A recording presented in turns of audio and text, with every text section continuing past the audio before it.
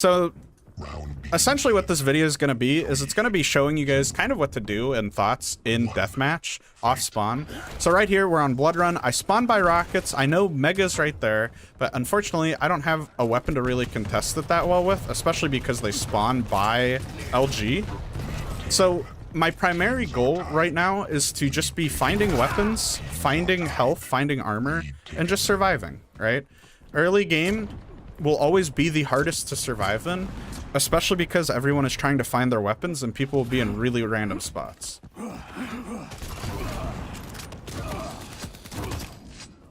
So right here, I'm just sort of playing around like a centralized area, just kind of controlling it for the team.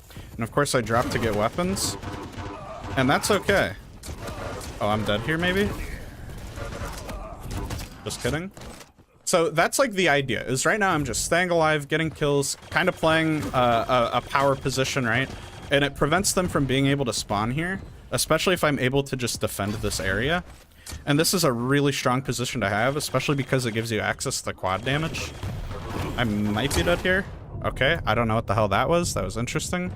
But yeah, when you die in deathmatch, it's really good to just take a second, look around what your bearings are. What can you do?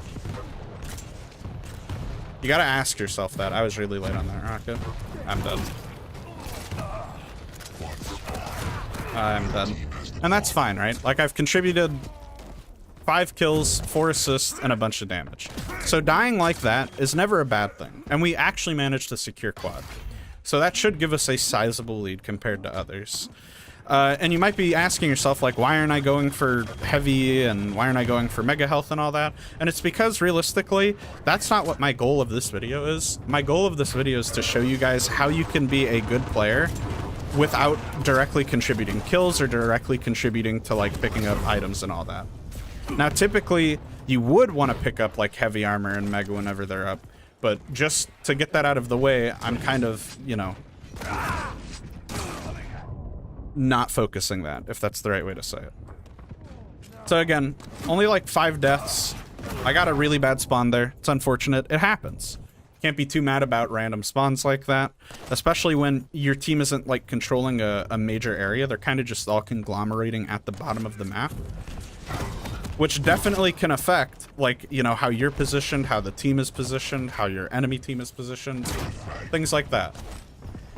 So typically when you hear people talk about Quake, they say it's a really hard game, but I hope, you know, I haven't been doing anything too advanced in terms of movement or anything like that, so it's easier to follow along.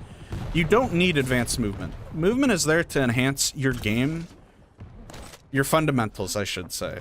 So like right here, all I have to do is really just worry about controlling an area, playing item timers, making sure that I'm not giving up any key points or vital ground, and I'm going for kills when I know I can get them. So as you can see, there's someone who spawned here, kind of unlucky, but we're able to fight for this. I get armor. Someone's going to be... Okay, that's great. Someone's going to be coming from there and there. I was really late on that. Prot is up. I don't know if we'll be able to get that, which is unfortunate. Looks like we will be able to. There we go. Just gonna go ahead and secure that for my team. So when you have power up, this is really important. Depending on what you have will change what you want to do. Having protection will make you tankier, but if you're tanking the entire team with 100 armor, 100 health, you're not going to last very long. So right here, I obviously didn't spawn with much. I kind of took it off spawn. No teammate was around to get it. So all I'm really doing is keeping it alive, trying to waste time, trying to get some isolated 1v1s or 1v2s here. And that's how you manage to secure and keep up power-ups when you don't really have anything to do with it. In other games, there would be a strat to like kill yourself and give it to another teammate, but because this is a pub, it doesn't really matter that much. Right now I'm kind of just playing footsies with this guy. So like right here, he gave up his position to chase me. I'm able to get the kill off that. This is bad weapon selection by me. I shouldn't have fired the railgun. And right now I'm just trying to get back to an area where I know I can control and contest and help my teammate when needed. I'm gonna secure red. I took I think that was a point blank shot. I didn't actually see how much damage that was. Got 2 kills there, and I'm just sort of holding this upper central area. This is like a contested area for a lot of people.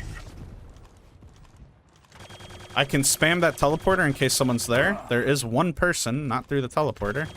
Respam it. Okay, we know where they spawn. Oh, that guy's off spawn. I'm probably dead here. Oh, I'm good. Nope, I'm dead. So you can see quad's about to come up. I think it'll be like, what, 5:33 maybe?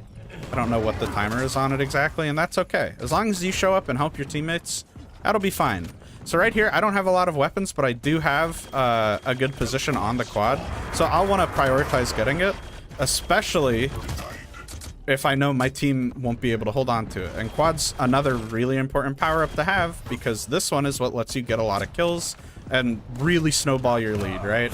I don't know how that was a direct. That was complete bullshit. So right here, I want to be putting myself into positions where I can heal up, especially because I'm low, where they're going to spawn, and where I can get the most damage and kills out. So it looks like my team pretty much just killed everyone without me needing to be anywhere, and they're going to spawn over here now. The only reason I knew that is because I had a teammate there, I had a teammate there, and I had a teammate underneath, so this was on this side of the map, the only place they could have spawned. Typically when I'm playing deathmatch and when other people are playing deathmatch, I don't think they're really looking at spawns like that. It's just something I kind of internalized from hours and hours and hours of playing. So again, they're going to be spawning over here and down there. So there's one of them. Killed himself. Teleporters from Rocket, and then one up. So I think all of them spawned by rockets that time.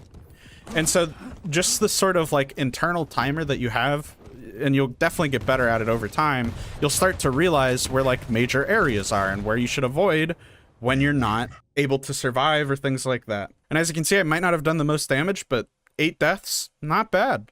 5 deaths, not bad. Deathmatch is a lot more about staying alive, more so than it is about getting kills. If you're putting out damage, regardless of if it's a lot of damage or a little damage, as long as you're staying alive, you're contributing to the game. And that's probably one of the most underrated aspects of TDM and DM. People don't realize.